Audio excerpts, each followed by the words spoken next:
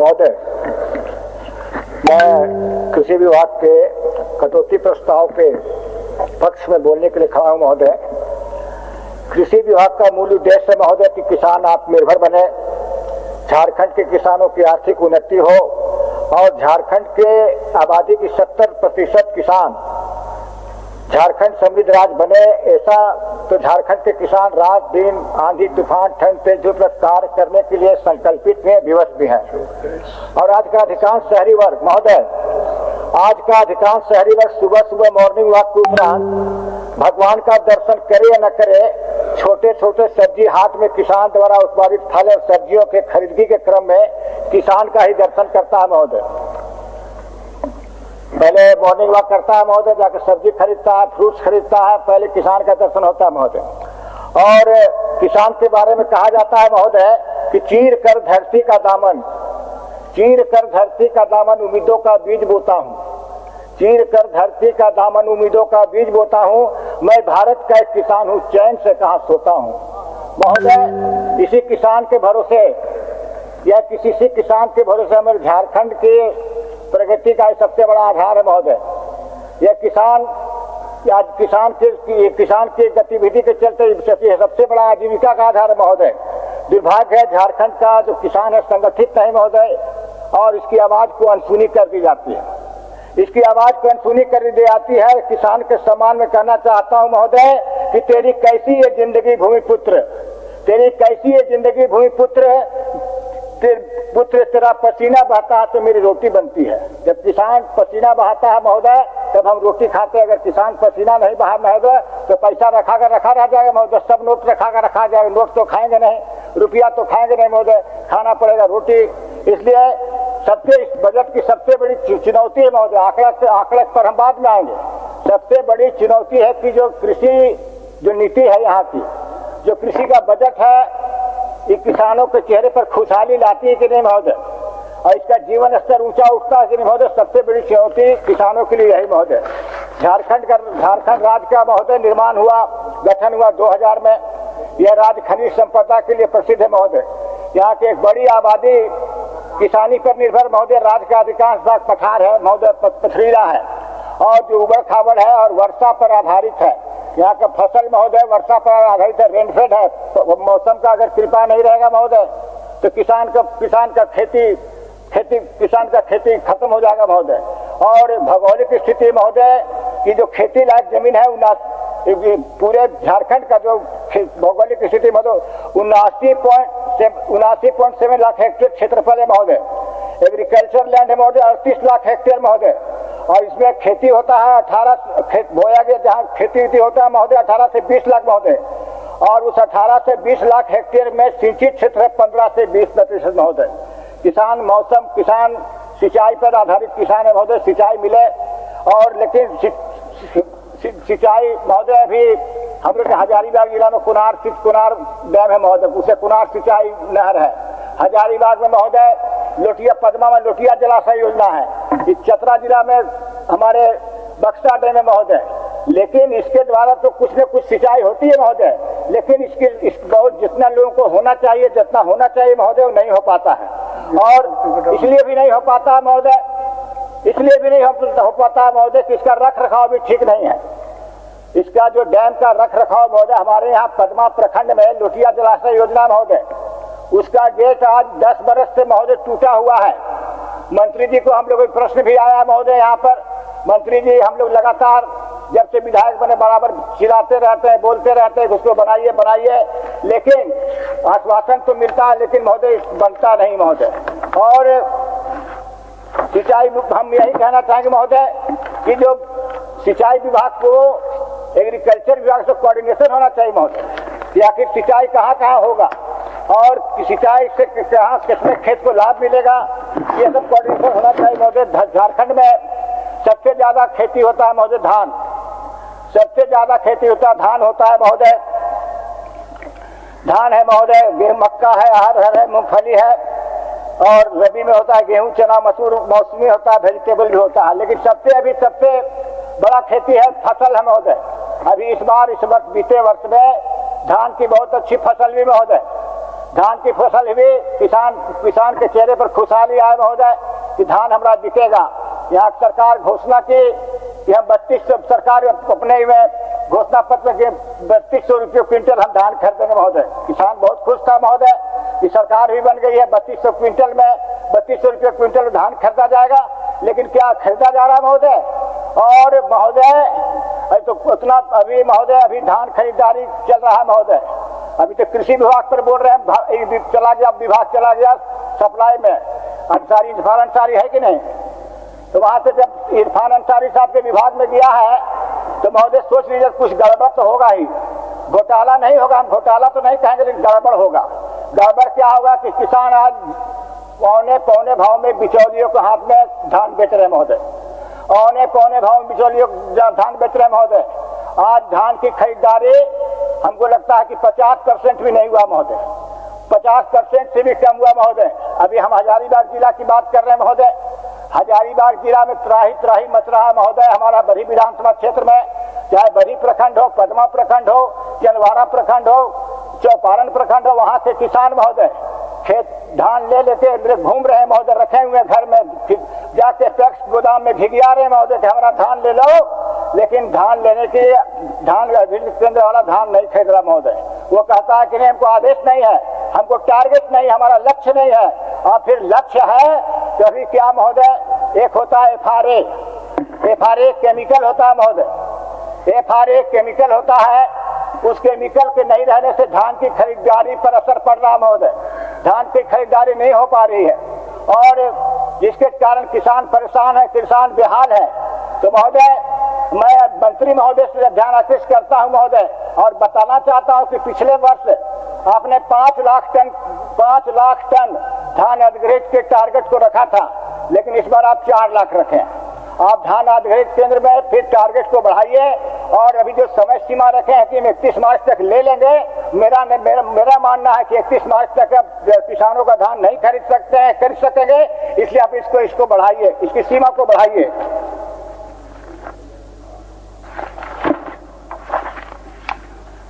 और महोदय झारखंड में मड़ुआ उपजाने का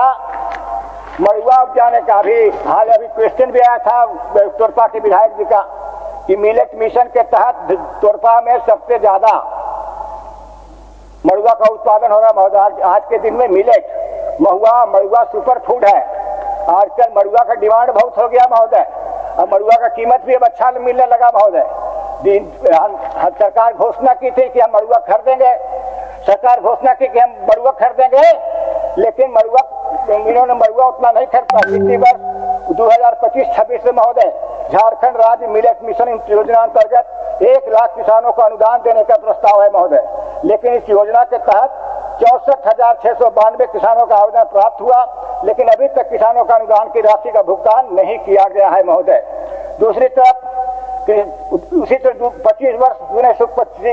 2025-26 वित्तीय वर्ष में कृषकों की आय में वृद्धि करने का पलायन रोकने के उद्देश्य से सब्जी का खेती, फूल की खेती, कृषि प्रशिक्षण, मधुमक्खी पालन पर कुल 151 करोड़ 83 लाख रुपए स्वीकृत था, लेकिन अभी तक इस मद में जनवरी तक लगभग 27% ही खर्च हो सका है महोदय। योग्य किसानों को इसका लाभ अभी तक नहीं मिला है। दुग्ध उत्पादन का लक्ष्य महोदय उन्हें 2025-26 में 34 लाख 1,000 टन रखा गया महोदय। 400 करोड़ रुपए का बजटीय प्रावधान किया गया था, लेकिन जनवरी तक मात्र 25.23% ही खर्च पाया महोदय। निर्धारित लक्ष्य का आधा भी पूरा नहीं हुआ महोदय।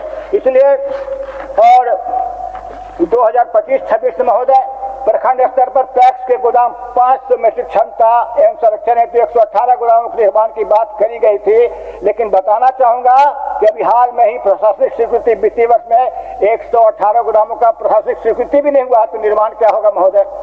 तो 25-26 में महोदय ग्रामीण युवाओं को मछली पालन का प्रशिक्षण देकर 4,10,000 मीट्रिक टन मछली उत्पादन का लक्ष्य रखा गया था।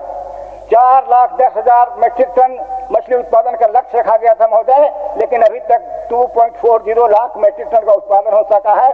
बजट में 177 करोड़ का प्रावधान था, जिसमें 70 करोड़ रुपए खर्च हो सके हैं। यह बात सही है महोदय कि मछली उत्पादन में झारखंड राज्य आगे की ओर बढ़ रहा है महोदय। मछली उत्पादन पहले से बेहतर हुआ महोदय, और मछली उत्पादन में यह मेरा मानना है कि पहले आंध्र प्रदेश से मछली आती थी, लेकिन आज मछली उत्पादन का लक्ष्य के करीब जाने से आज मछली उत्पादन झारखंड आत्मनिर्भरता की ओर बढ़ रहा है, ये बात सही है। लेकिन हम मंत्री महोदय को अध्यक्ष महोदय आपके माध्यम से मंत्री महोदय का ध्यान आकृष्ट करना चाहेंगे महोदय कि झारखंड में और झारखंड के रास्ते से मांगुर, थाईलैंड का मांगुर मछली, थाईलैंड फिश, मंत्री महोदय थाईलैंड का मांगुर फिश बंगाल से होके धनबाद होते, धनबाद में उसका गोडाउन बड़ा स्टॉक यार्ड है महोदय, वहां से आके जीटी रोड होते हुए धनबाद से डुमरी होते, बरी होते हुए पलामू जाता है महोदय, चतरा जाता है महोदय, डाल्टनगंज जाता है महोदय, मेदिनीनगर जाता है महोदय। बहुत सारे हिस्सों में मांगुर फिश बिक रहा है, जो मांगुर फिश स्वास्थ्य के लिए हानिकारक महोदय प्रोहिबिटेड है, जो नहीं बिकना चाहिए। तो मैं मंत्री महोदय को आग्रह करूंगा कि अपने पदाधिकारियों को निर्देश दे, धनबाद का फिशरी अफसर हो, चाहे हजारीबाग का फिशरी अफसर हो, चतरा का हो, पलामू का फिशरी अफसर को बताए कि आखिर ट्रांसपोर्टिंग होकर यह मछली कहाँ जाता है। और वैसे अवैध कारोबारियों पर आप अंकुश लगाए महोदय, यह स्वास्थ्य की दृष्टि से बहुत ही हानिकारक है, झारखंड के ग्रामीणों के लिए बहुत हानिकारक है महोदय, मैं यह कहना चाहता हूँ।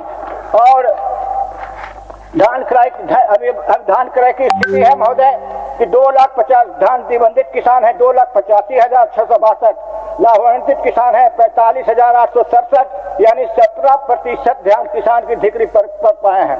धान का क्रय लक्ष्य 60 लाख क्विंटल, लेकिन अभी तक 27,06,882 क्विंटल धान की खरीदारी हो सकी है, यानी कि फरवरी तक 50% का ही खरीदारी हुआ महोदय।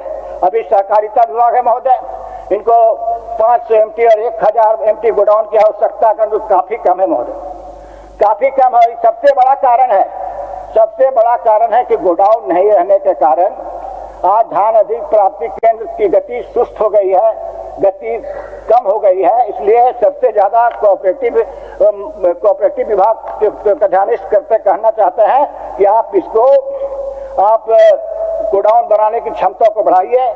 और हजारीबाग जिला में हमारे बरी विधानसभा क्षेत्र में चौपारण, बरी, पदमा प्रखंड में सरकारी अधिक प्राप्ति केंद्र में किसानों का धान नहीं लिया जा रहा, सरकारी अधिक प्राप्ति केंद्र में किसान नहीं ले जा रहा। भाई मैं अभी कह रहा था कि एफआरए का बहाना बताया जा रहा है कि एफआरए नहीं मिल रहा, मिलर को एफआरए नहीं मिल रहा है, एफआरए नहीं मिलने से मिलर खरीद नहीं रहे हैं, गोडाउन पे कमी है। और इसी कारण आज भी बिचौलिया पौने दाम में खरीदगी कर रहे हैं। इसलिए हम कहना चाहेंगे कि आप गोडाउन को बढ़ाइए।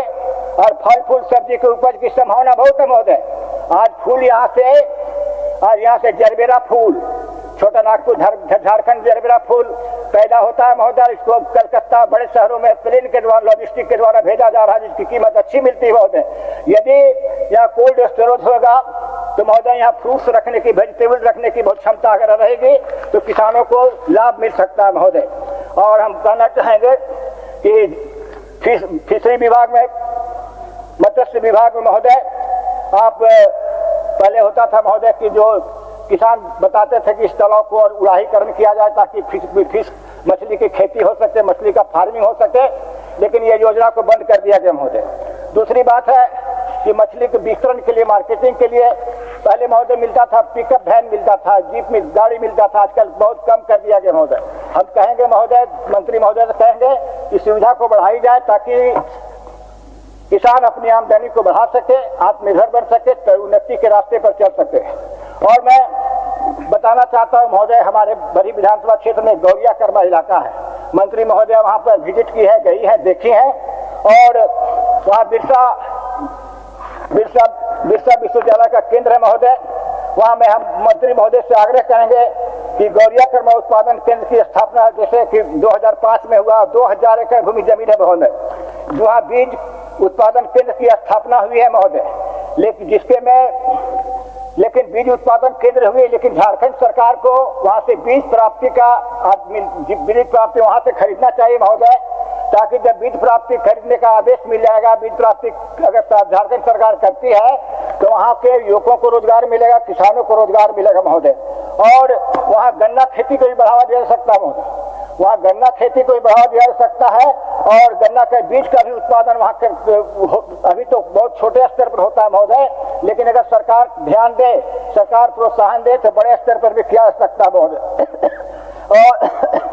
गौरिया कर्मा कृषि बीज उत्पादन केंद्र के अंतर्गत कृषि विज्ञान का भी स्थापना करने की मांग करते हैं महोदय। और फिर गौरिया कर्मा में दूसरी बात है, सबसे बड़ी बात है वहाँ गौरिया कर्मा पशु फार्म है महोदय। गौरिया कर्मा पशु फार्म महोदय, गौरिया कर्मा पशु फार्म इसका 1955 में स्थापना हुआ महोदय। 2000 एकड़ जमीन था तभी महोदय।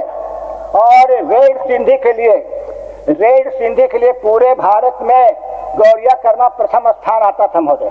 लेकिन आज देख रेख के अभाव में, प्रोत्साहन के अभाव में आज गौरिया कर्मा तो चल तो रहा है, लेकिन जितनी प्रगति करनी चाहिए, जितने सुंदर ढंग से, जितने अच्छे ढंग से, बेहतर ढंग से चलना चाहिए, वो अब नहीं हो पा रहा है।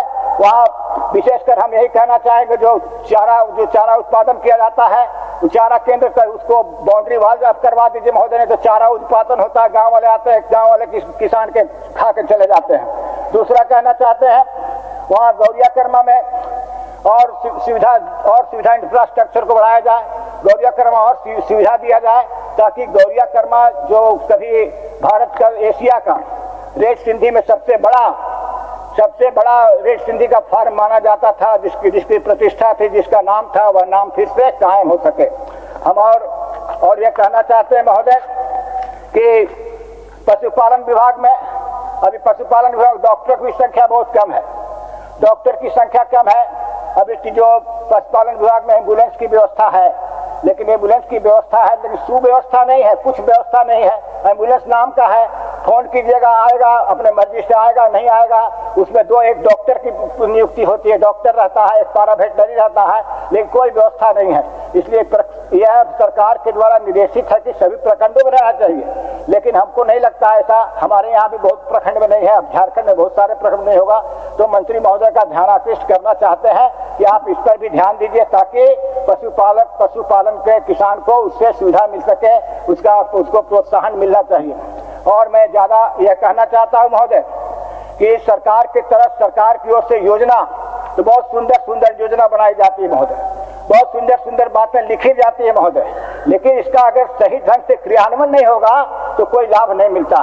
तो मेरा अनुरोध है महोदय आपके माध्यम से मंत्री महोदय से कि सरकार जो सुंदर बातें अपने बजट में लिखती है, अपने किताबों में जो लिखती है, उसका सही ढंग से क्रियान्वयन हो निश्चित रूप से, तब जाके किसानों को लाभ मिल सकेगा। धन्यवाद।